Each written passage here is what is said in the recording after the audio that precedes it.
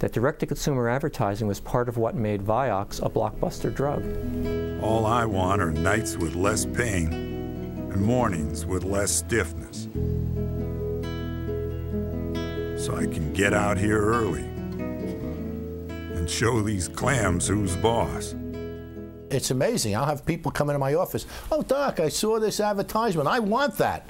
You know, gee, I saw this ad where the stomach is on fire. I need that. My stomach is bothering me. So what it does, it's not a good idea because it's promoting drug therapy when we don't know what the disease is. And that's the problem with a lot of medical practice in our country today. We are too prescription-oriented. Oh, you have a stomach ache? You better take this. You have a headache? You take this. Oh, you're depressed? You take this.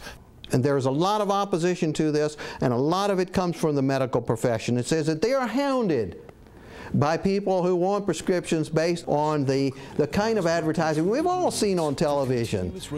All day.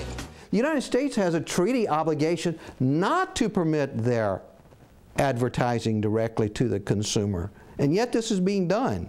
It's being done for amphetamine. It's being done for methylphenidate, for Ritalin-type drugs. It's being done for Ambien, for sleep drugs. Advertised directly to the consumer, contrary to the U.S. obligations under this treaty. Convention on Psychotropic Substances of 1971. The information on direct-to-consumer advertising shows that a lot of patients are taking drugs that they don't need because of those ads. But the evidence also shows that the ads increase patient knowledge, and patients will go to their physician asking about a drug or asking about a condition that they might not have inquired about before. Happy, smart people who are taking drugs and fulfilling their life. It tells you nothing about the drug. There is no educational message here. It is all advertising, and advertising is to sell a product, and that's all it's about.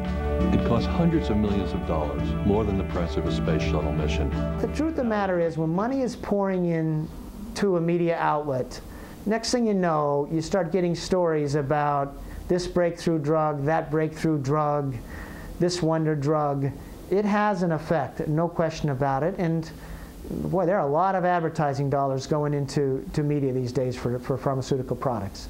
The media is full of stories about the latest medical breakthroughs, and there's a real appetite for more and more news about new medical interventions, possible cures, and a lot of that material gets written by professional ghostwriters for the pharmaceutical industry and then picked up by the news media. We doctors are trained not to be critical about the scientific evidence that's presented in those journals.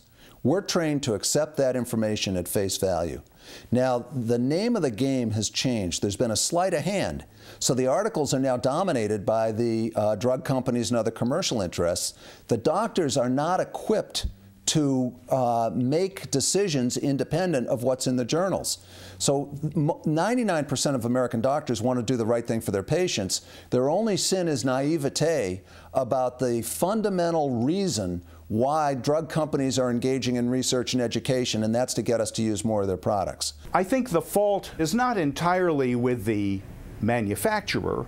Drug companies are marketing drugs because there are so many new drugs that come out, and not only informed patients but also the physicians need to know about those new products. It's patients themselves who are curious and they want to know more about drugs, and ads are informative. Every psychiatric journal, every professional psychiatric journal, every third page is filled with a drug advertisement. And I think people need to be aware that more of these established authority figures, when you follow the money trail, they have financial relationships to these drug companies. Every drug study that is used for drug approval is not performed by the FDA. These are drug company studies. And so the FDA trusts the data of these drug companies and simply evaluates these drugs. I think the issue of trust of medical evidence is really a very important question. We've seen recently examples in which clinical practice guidelines that doctors use from day to day have been called under question or under some suspicion because of the relationships between the doctors who created those guidelines and the pharmaceutical industry. At the same time, we've seen similar examples at the Food and Drug Administration, where there have been panels that have made judgments about drugs in which the large numbers of members of the panels have been in cahoots with industry. There are many problems with clinical trial format, protocol, and structure. Many of the clinical trials for many of the drugs are specifically set up to not look for specific dangers, only to look affirmatively for positive markers, but to not look for or record dangerous side effects. Doctors often will say, well, I don't pay too much attention to all those drug ads. The truth is, every journal you open is filled with drug ads. Your waiting room has a drug detail man, a fancy word for salesman, waiting in it to see you, and they give you all sorts of gifts and educational materials. And virtually every seminar a doctor may take, and they're required to take these to maintain their hospital privileges and that sort of thing, is paid for by a drug company. Yeah, many times the pharmaceutical representatives do not have any medical background. They don't have any background in nursing, clinical pharmacy, or an MD. They're just basically told, this is what the drug does, this is the way you need to detail, and your job is to sell. And I personally feel that this is inappropriate because basically their biochemistry background, and when you challenge them to ask them questions about why is this really working and side effects on nutritional depletion and so forth, many times they're not able to answer the questions appropriately. If you'll look here at the graph on the right, you'll notice a definite increase in efficacy. And that efficacy extended over the following 9 months. So can I have your guarantee that your next 20 prescriptions will be Efestrol? Okay. Fabulous. I'm convinced. They're called detail people. Are they pharmacologists? Do they have PhDs in science? No. They're salespeople. And they're the ones that interface with physicians. In fact, in many cases, the only knowledge that a physician has about how a medication works and what it does is from this salesperson.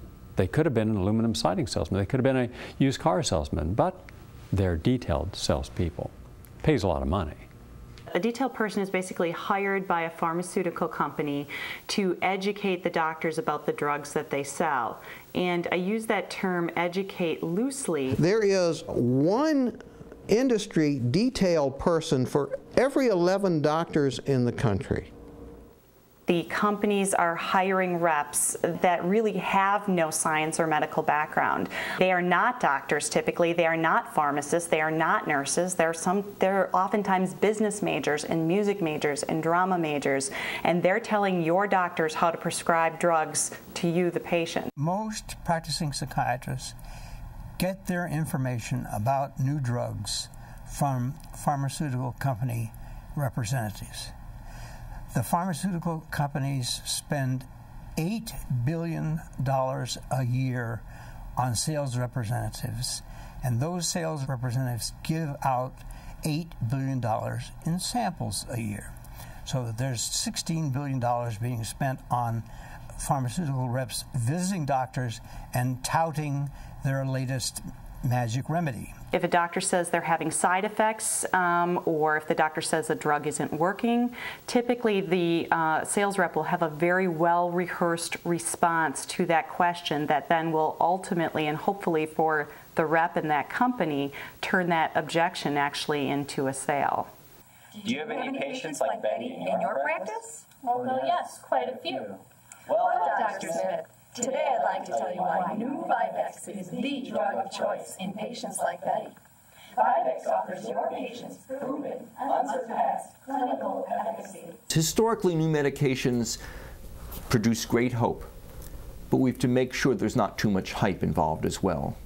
It's hugely important to get this message out now and basically establish that this pharmaceutical approach, the specific drug approach, doesn't work near as well as this broad